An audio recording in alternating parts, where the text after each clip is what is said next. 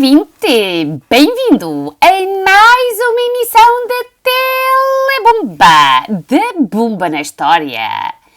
Neste que é o dia que se soube que a partir das 0 horas do dia 1 de maio passaremos do estado de emergência para o estado de apocalipse.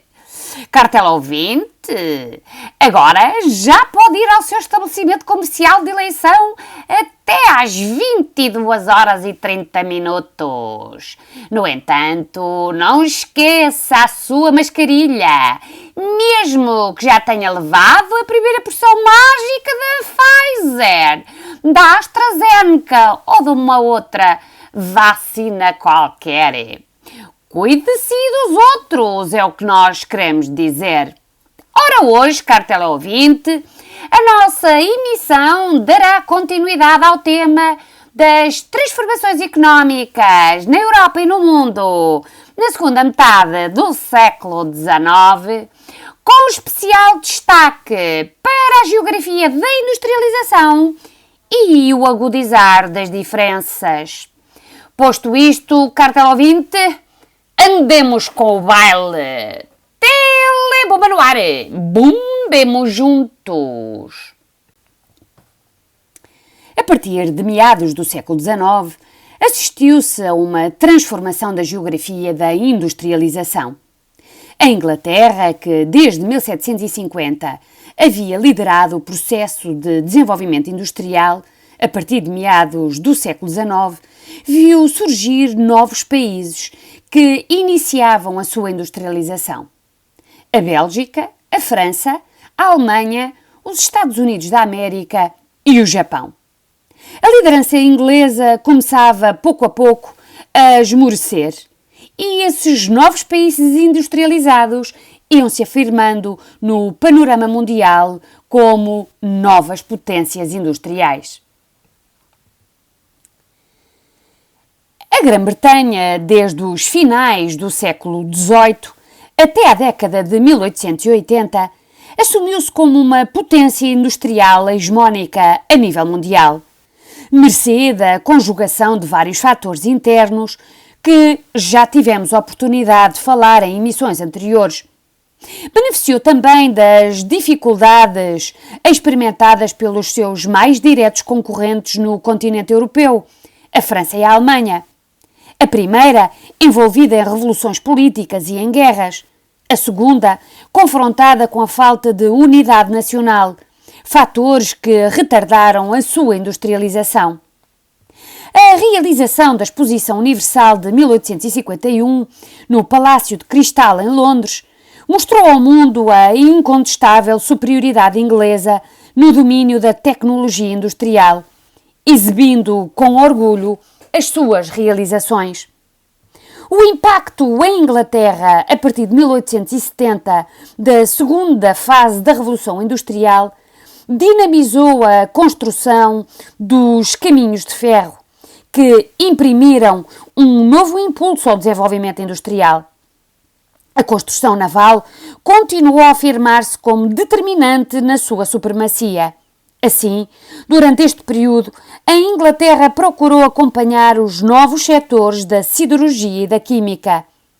A prática do comércio livre, o livre-cambismo, no contexto de um clima de liberalismo económico e de abundância de capitais britânicos, favoreceu a colocação dos produtos ingleses mais baratos e, como tal, mais concorrenciais no mercado externo, e tornou a Inglaterra numa potência comercial mundial.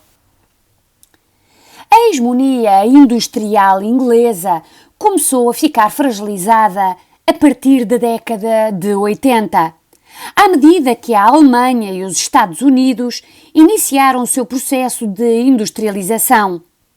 O dinamismo destas novas potências, assente na adoção de novas técnicas e na aposta em novos setores produtivos, contribuiu para evidenciar que a indústria britânica estava obsoleta. As suas máquinas estavam ultrapassadas, estava atrasada na indústria química e no setor elétrico e os empresários resistiam às inovações e tinham dificuldade em se adaptar às exigências de mercado e ao ritmo de crescimento económico em aceleração. De facto, o crescimento anual da produção industrial em Inglaterra, que tinha sido de 3,2% em 1847 e em 1873 desceu para 1,7% nos anos de 1873 a 1900, chegando apenas a 1,5% entre 1900 e 1912. Não obstante, a Grã-Bretanha encontrou nas suas colónias a solução para o abrandamento industrial, exportando para o seu império não só os seus produtos, como as suas técnicas, as máquinas. No início do século XX, a Grã-Bretanha foi ultrapassada pelos Estados Unidos da América. A indústria mundial estava geograficamente concentrada em 4 grandes potências industriais que asseguravam mais de 70% da produção de bens. Os Estados Unidos, com 35,8%, a Alemanha, com 14,3%, a Grã-Bretanha, com 14,1% e a França, com 7%. A partir de 1840, a Bélgica, a França e a Alemanha iniciaram o seu processo de industrialização. Na verdade, quer o bloqueio continental decretado por Napoleão Bonaparte, quer o surgimento de novos Estados entre 1830 e 1848, com a afirmação de mercados nacionais unificados, estimularam o desenvolvimento das indústrias nacionais que compensavam a proibição dos produtos ingleses.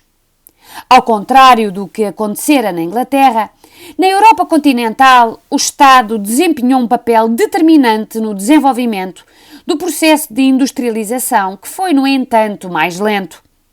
Ainda que os países europeus tenham beneficiado da maquinaria, dos modelos e das técnicas inglesas, cada país acabou por realizar uma industrialização marcada por particularidades e aproveitamento das suas potencialidades. A industrialização era indispensável à afirmação dos Estados, assegurando a produção de bens necessários, incluindo armamento, e a criação de uma rede de transportes, numa época em que na Europa despertavam tensões políticas e imperialistas. O processo de industrialização na Alemanha foi marcado por um grande dinamismo. A criação do Zollverein, uma união aduaneira entre os Estados alemães no ano de 1834, contribuiu para o arranque do desenvolvimento industrial na Alemanha, que beneficiou também do crescimento populacional e dos baixos salários, uma vez que possibilitaram uma produção a baixo custo. O desenvolvimento industrial alemão assentou essencialmente na indústria pesada, pois possuía recursos naturais em abundância, como o carvão e o ferro, que abasteciam as indústrias em crescimento. Assistiu-se a um forte impulso industrial nas zonas da Renânia e da Westfália e, a partir de 1870, da Alsácia e da Lorena, regiões mineiras, o que fez da Alemanha um dos maiores produtores mundiais de ferro e de aço. Esta indústria beneficiou também da introdução de novas técnicas na siderurgia e da construção de altos fornos, pelo que o seu crescimento foi significativo. A Alemanha afirmou-se também no setor da indústria química a partir de 1870. Tornou-se o país líder neste setor, ultrapassando a Inglaterra e a França, tanto em produção como na inovação tecnológica. O desenvolvimento da indústria germânica beneficiou também da concentração industrial que permitiu promover a sua competitividade e da forte concentração de capitais que impulsionaram a industrialização. Já na França, a adoção de novas técnicas, sobretudo a partir da década de 1830 em França, foi lenta. O mercado nacional unificado formou-se tardiamente, devido em parte à instabilidade política. As desigualdades na distribuição do rendimento eram acentuadas, a população crescia a um ritmo baixo, havendo dificuldade em encontrar mão de obra para a indústria, num país onde a agricultura tradicional detinha ainda um papel fundamental. A industrialização fez-se a partir das décadas de 1830 e 40, a par do desenvolvimento dos caminhos de ferro. E a partir de 1851 assistiu-se a um crescimento industrial mais acelerado. Na verdade, o crescimento anual passou de 3,5% entre 1820 e 1851 para 5% nos anos de 1851 a 1873. A indústria têxtil constituiu-se como um dos setores de arranque e, ainda que assentasse em empresas com estrutura familiar, a sua produção cresceu significativamente entre 1870 e 1914. A falta de carvão, sobretudo de hulha, na França, levou a que a indústria siderúrgica se desenvolvesse mais tardiamente. Mas a produção de aço e de ferro acabou por crescer a partir de 1869 e até 1890 a França deteve o monopólio da produção de alumínio. No setor automóvel, desenvolveram-se as fábricas Peugeot e Renault. A indústria francesa centrou a sua produção nos artigos de luxo, como forma de poder rivalizar no mercado mundial com a Alemanha e a Inglaterra. A década de 1860 foi decisiva para o arranque da industrialização dos Estados Unidos. Depois de ser ultrapassada a dramática Guerra Civil. Esta guerra opôs os Estados do Norte, mais modernizados e já com algum desenvolvimento industrial, aos Estados do Sul, que queriam tornar-se independentes, dominantemente agrários, conservadores e esclavagistas, o que, entre os anos de 1860 e 1864, ameaçou a integridade territorial nacional. A vitória dos Estados do Norte pôs fim à ameaça de separação, reforçando a unidade nacional de um Estado-nação liberal, em que a iniciativa privada foi um motor de desenvolvimento económico. Os fatores que favoreceram a industrialização foram vários. O progresso dos caminhos de ferro e a consequente criação de um mercado nacional. A abundância de matérias-primas, o desenvolvimento de novas tecnologias, o forte crescimento populacional, proporcionado por altas taxas de natalidade e pela imigração, dominantemente europeia, e a implementação de um sistema de ensino primário gratuito a partir de 1850, com exceção do sul esclavagista, contribuíram para o arranque da industrialização. O desenvolvimento industrial dos Estados Unidos foi impulsionado pela indústria algodoeira e, a partir de 1870-1880, pela indústria siderúrgica. Em 1913, os Estados Unidos ocupavam o primeiro lugar na produção de ferro, de aço, de carvão, de cobre, de chumbo, de zinco e de alumínio. A par do desenvolvimento destas indústrias, assistiu-se à implementação da indústria automóvel e da indústria elétrica. Assim, em poucas dezenas de anos, os Estados Unidos passaram a liderar a produção industrial e, no final do século XIX, afirmaram-se como a primeira potência mundial. Foi a partir de 1867, paralelamente ao esforço de restauração, de modernização, de abertura ao exterior e à ciência e da libertação da servidão feudal do povo, promovido na era Meiji, sob a liderança do imperador Mutsuhito, que se iniciou o processo de industrialização do Japão. Consequentemente, assistiu-se à transformação profunda de um país tradicional, de base agrícola, num país capitalista, industrial, capaz de competir com as novas potências industrializadas. Foram vários os fatores que favoreceram o arranque industrial. O crescimento demográfico disponibilizou uma mão de obra abundante, barata e disciplinada, que beneficiou de uma alfabetização generalizada. O incentivo do Estado à modernização da agricultura e às novas indústrias, a existência de capitais e a facilidade na concessão de empréstimos.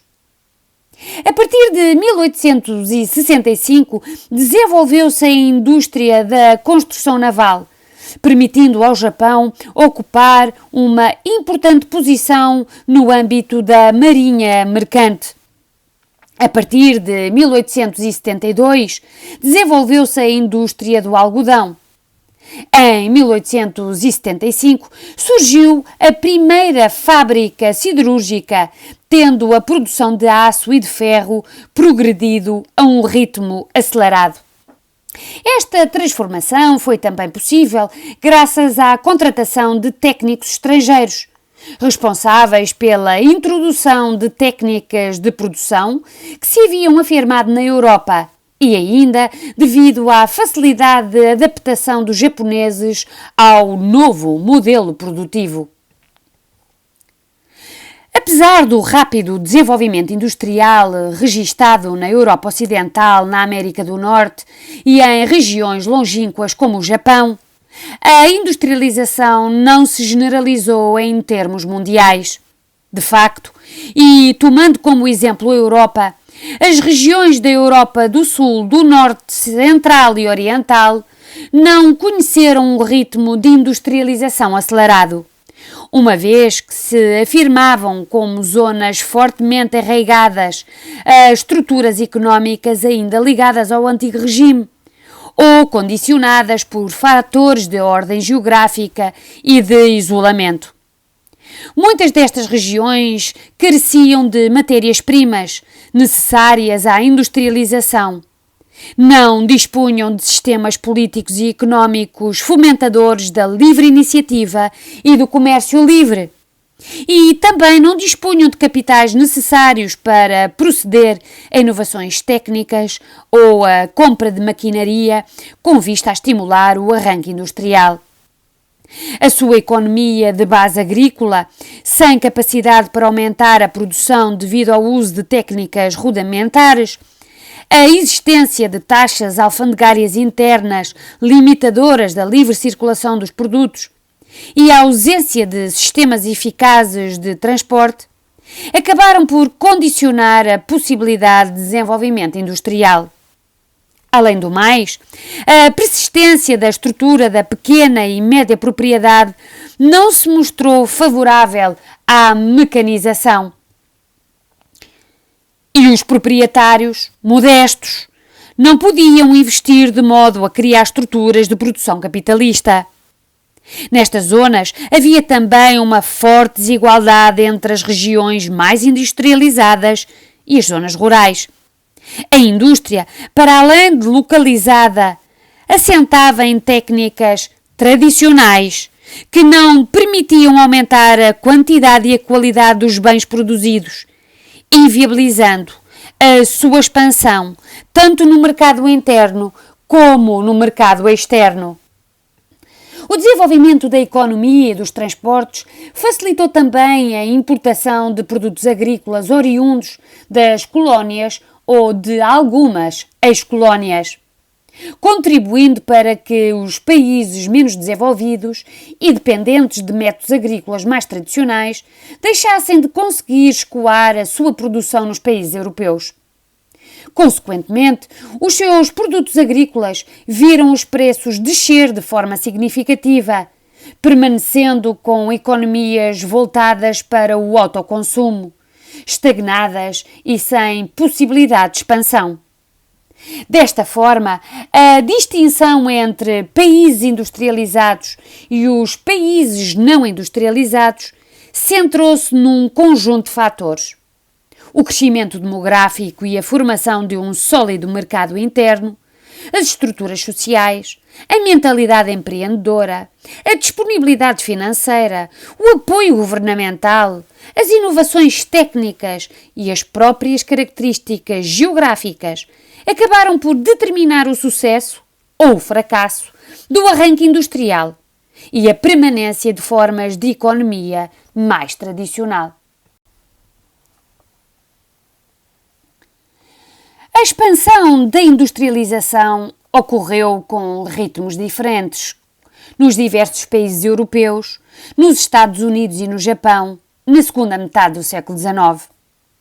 A industrialização desenvolveu-se no contexto do capitalismo, um sistema económico caracterizado pela procura do lucro máximo, no quadro de um mercado em que a circulação e a concorrência eram livres. Os produtos circulavam livremente no mercado, que se tornou mundial devido ao avanço da industrialização. No mercado, de acordo com a lei da oferta e da procura, os preços, quer do trabalho, quer dos produtos, eram fixados e oscilavam de acordo com a oferta e a procura. Criou-se um verdadeiro mercado mundial. As matérias-primas, os artigos, os serviços, o dinheiro, o capital investido e as pessoas moviam-se em todas as direções sem ter em conta fronteiras políticas. Os negociantes dos países mais industrializados e que dominavam o comércio mundial acompanhavam os preços através de informações telegráficas, compravam onde era mais barato e vendiam onde podiam obter maior lucro. O mercado estabelecia a competição entre regiões distintas, em condições de maior ou menor atraso industrial, ou no tipo de produção que asseguravam, o que conduziu à agudização das diferenças à escala mundial entre os países industrializados e os não industrializados. De acordo com os princípios do liberalismo económico preconizados por Adam Smith, o mercado livre determinava os preços e as condições de troca. O mercado era regulado naturalmente através da mão invisível e sem intervenção do Estado, ficando apenas submetido às decisões individuais dos que compravam, procura, e vendiam a oferta. Assim, do ponto de vista económico, o liberalismo defendia que eram os compradores e os vendedores que, através da sua ação individual, determinavam o preço e a qualidade dos bens a produzir. Na segunda metade do século XIX, de acordo com o liberalismo económico, através das dinâmicas capitalistas e da livre concorrência, acreditava-se que era o mercado que se autorregulava. Através do equilíbrio da livre oferta e da livre procura, determinava-se o que produzir, com vista a reduzir custos e a fazer frente à concorrência. E para quem produzir? Considerava-se simultaneamente os consumidores e a constituição de mercados livres nacionais e internacionais, onde se vendiam e compravam os produtos.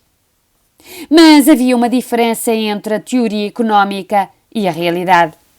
O desenvolvimento industrial generalizado à Europa, aos Estados Unidos e ao Japão levou a que houvesse uma maior circulação de matérias-primas, de mão de obra, de mercadorias e de capitais, fazendo entrar no jogo das trocas diferentes fatores económicos, milhares ou milhões de intervenientes, empresas, produtores e consumidores, que, sem coordenação ou regulação, acabavam por criar um equilíbrio instável e inseguro. O mercado, sujeito a esse jogo de oferta e da procura, oscilava entre fases de expansão e de crise. No entender dos defensores do liberalismo económico, crentes da autorregulação, as crises serviam como mecanismos naturais autorreguladores de mercados desajustados, isto é, marcados pelo desequilíbrio entre a oferta e a procura.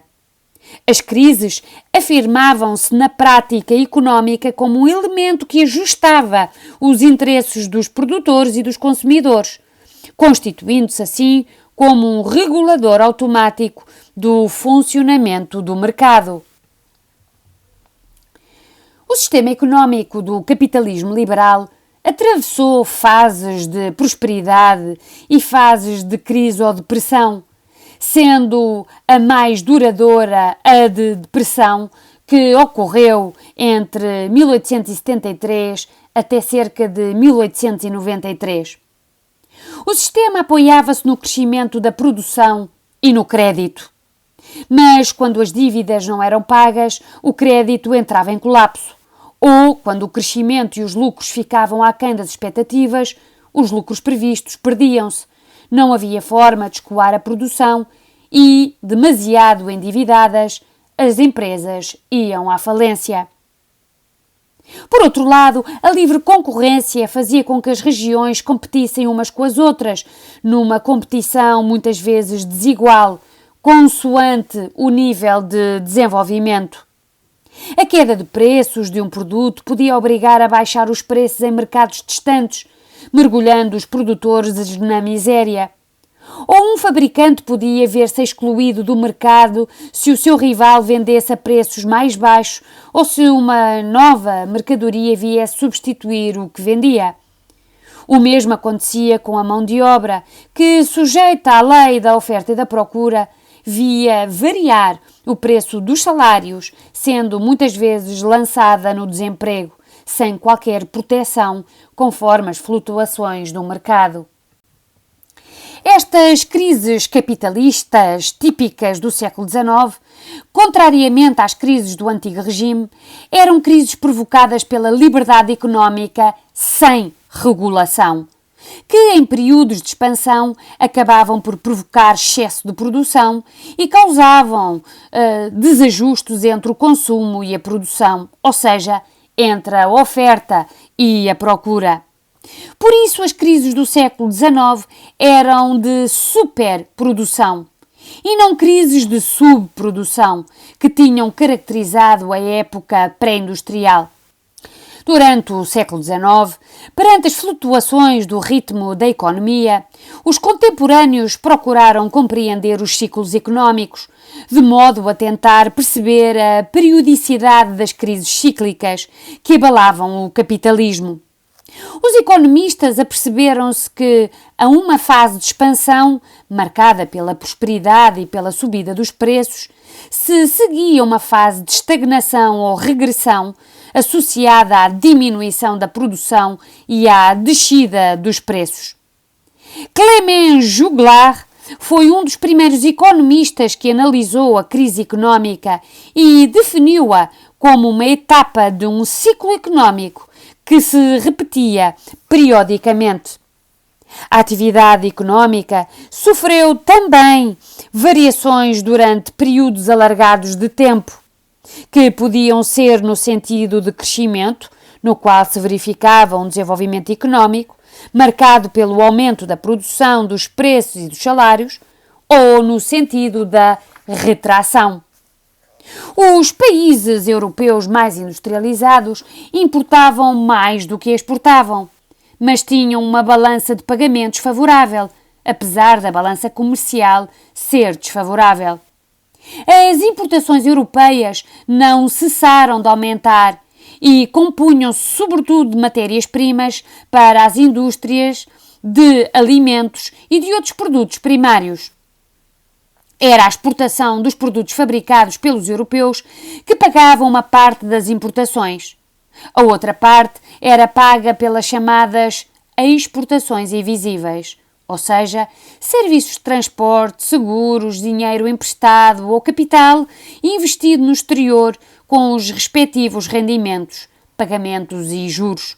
Com efeito, a Europa, através da imigração, criou novas comunidades em todos os continentes, manifestando a sua influência política e económica. Estas novas comunidades compravam produtos manufaturados à Europa e para elas exportavam alimentos, matérias-primas como a lã, o algodão, couros, minérios, de que necessitava. Assim, a Europa compensou o enorme volume de importações com a exportação, não só dos seus produtos, com maior valor do que os produtos primários ou matérias-primas, mas também com a exportação de capitais, emprestando e fazendo investimentos e organizando empresas comerciais e bancos que operavam noutros países ou regiões dependentes. Os ingleses eram os principais exportadores de capital, seguidos dos franceses e dos alemães, contribuindo com o seu investimento para a construção de caminhos de ferro, criação de gado e de plantações agrícolas, instalação de minas e de manufaturas em todo o mundo. Assim, o desenvolvimento do mercado internacional, verificado ao longo do século XIX, exigiu novas práticas económicas que favoreceram o dinamismo das trocas comerciais.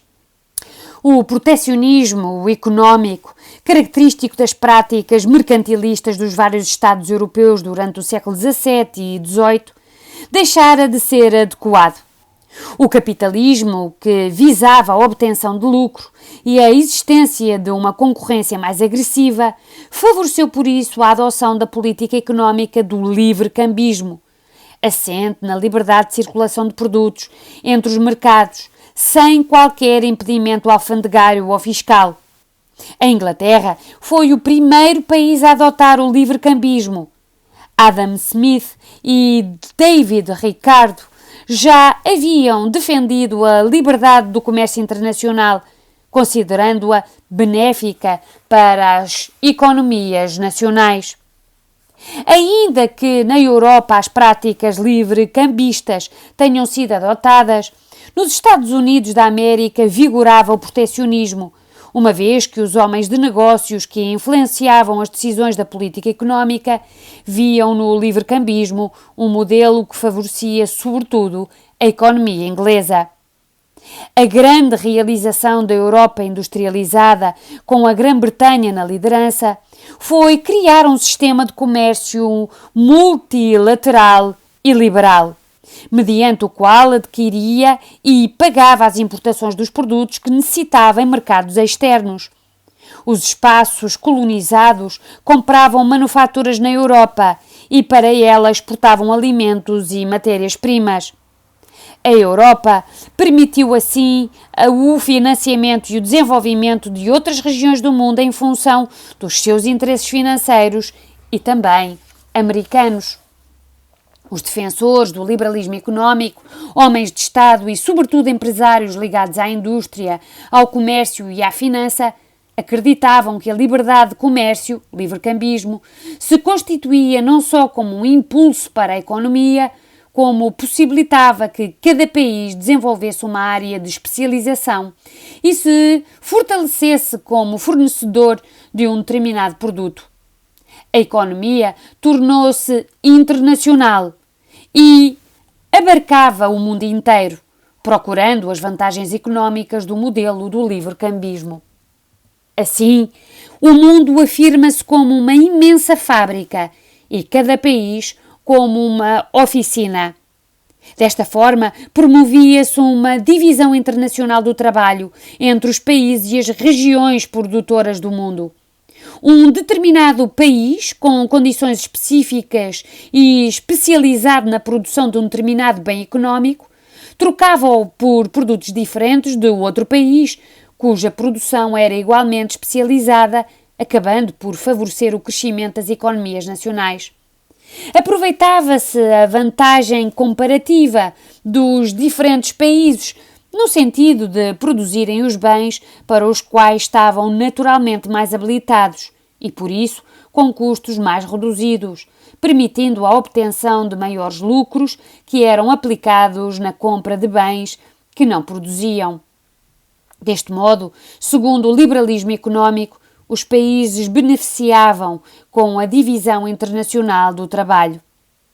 A redução das tarifas alfandegárias, a orientação dos países para a produção de bens específicos, o desenvolvimento dos transportes e a produção em massa dinamizaram o mercado internacional e afirmaram as economias nacionais mais desenvolvidas.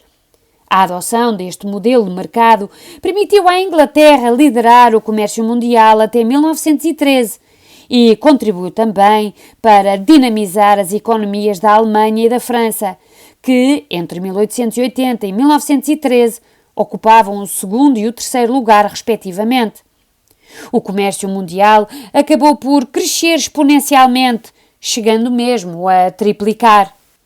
Contudo, se por um lado o livre-cambismo contribuiu para fortalecer as economias dos 4 países mais industrializados, Inglaterra, França, Alemanha e Estados Unidos da América, por outro tornou dependentes os países produtores de matérias-primas ou de produtos de baixo valor.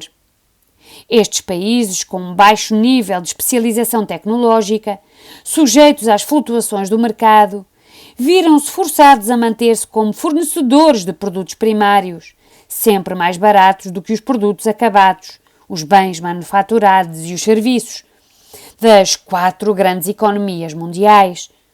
A sua dependência no mercado internacional agudizou as diferenças face aos países industrializados.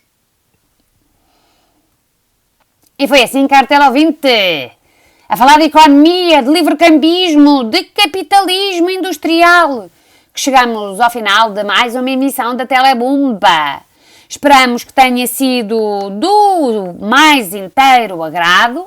Se não foi, temos pena. E avancemos, sem medos. Despedimos-nos não sem antes informar que o tema da próxima emissão é a sociedade industrial e urbana. Até lá, siga-nos no canal do youtuber do costume Telebumba, da versão Bumba na História. E não esqueça também de seguir e divulgar este movimento interplanetário #Eu aprendi com a Bumba. Foi um gosto, cartela ouvinte. Fique bem, não se esqueça, proteja-se, saúde e força. Telebumba no ar. Bumbemos juntos.